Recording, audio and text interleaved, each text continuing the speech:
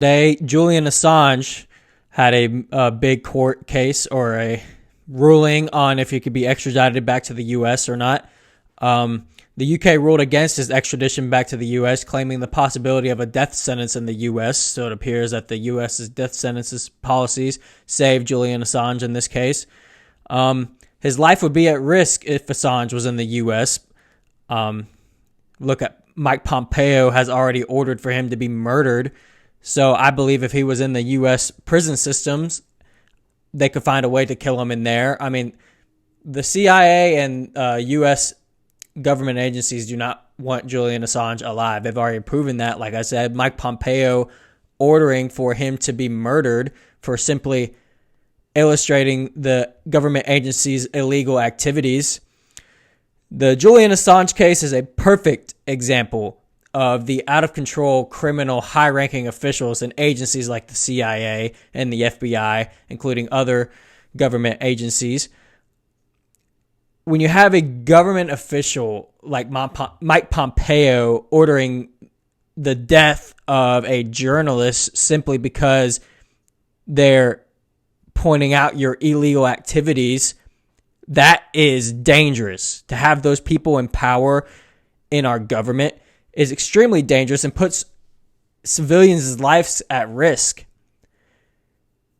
Mike Pompeo is not the only one. There are many criminal high-ranking officials who try to have their agendas reached in ways like this. To have people murdered, life means nothing to them. If you're their opposition, then and you're making things harder for them to achieve their agenda and make money, then your life doesn't mean much to them at all.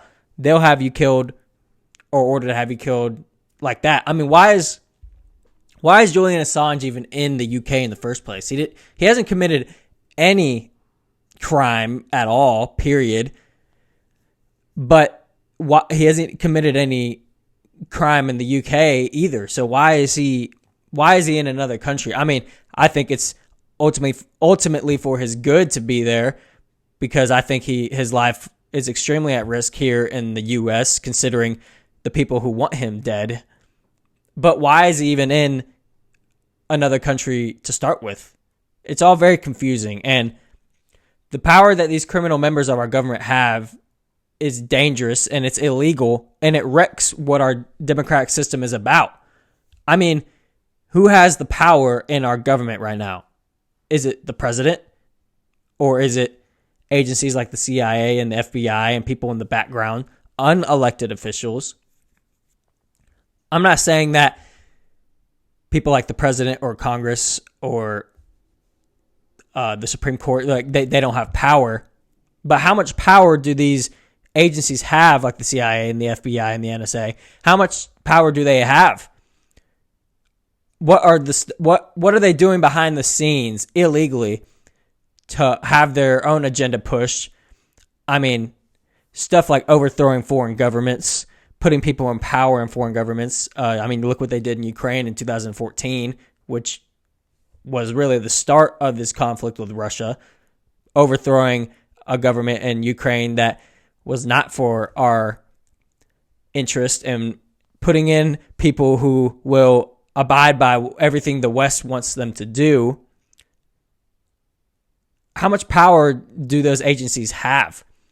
And if you look at what our system of government was supposed to be in the first place, is the people have power through electing officials that they think is best for the nation, and then those people make decisions, but ultimately the people in the states have the ultimate power.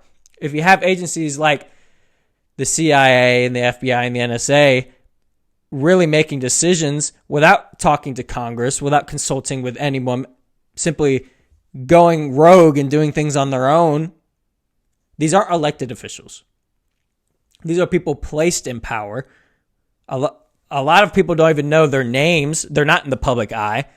And if they're making such crucial decisions, including having journalists murdered, that's a problem, because that ultimately wrecks from within the democratic system that our founding fathers put in place in the first place. They're making decisions not based off of the citizens' interest or what's good for the country, simply what's good for those agencies and what puts money in their pocket.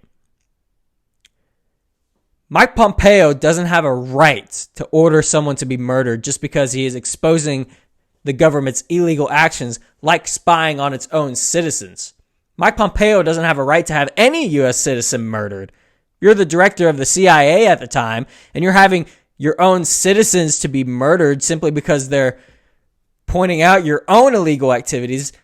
That is obviously, I don't have to tell you, that's criminal, but he's not going to be held accountable because of his position and what the people in power, they're not going to let him be held accountable for this, obviously.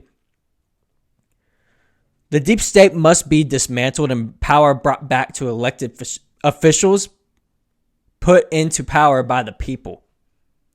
I'm not saying you get rid of these agencies over absolute,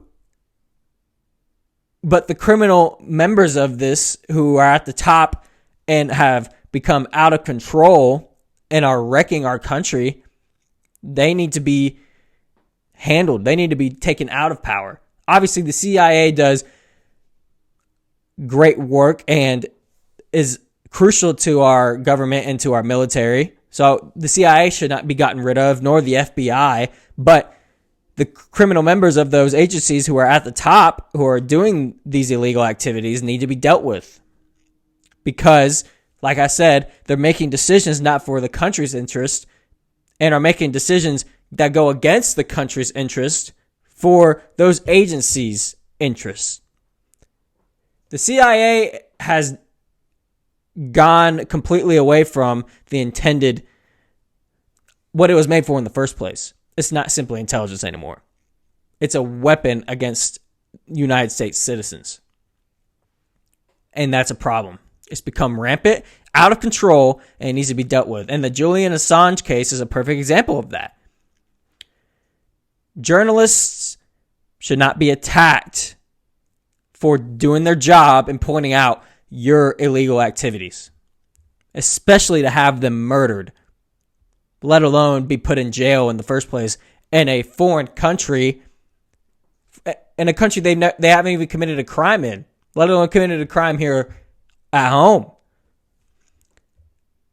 This case, journalists are at risk.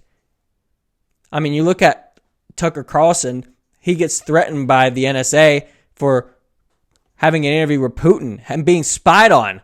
They told him they were spying on him and suggested, we suggest you not go. How does the NSA have the right and authority to spy on him in the first place? This is becoming a problem, and free speech is at risk.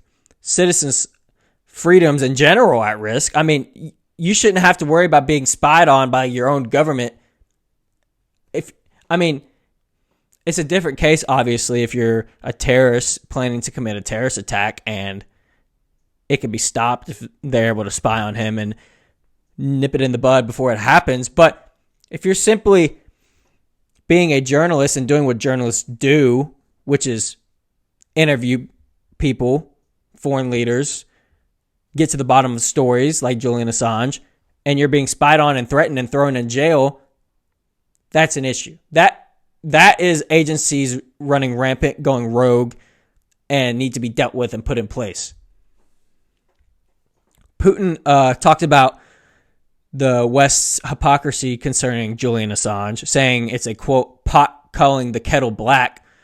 I believe what he was referring to there is how we constantly talk about Putin's throwing journalists in jail and opposing people and parties in jail and throwing any opposition in jail, which he does. But he's illustrating like they're doing that with Julian Assange and others.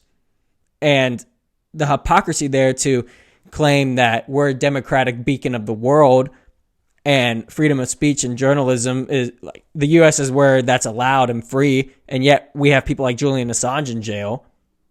That's hypocritical.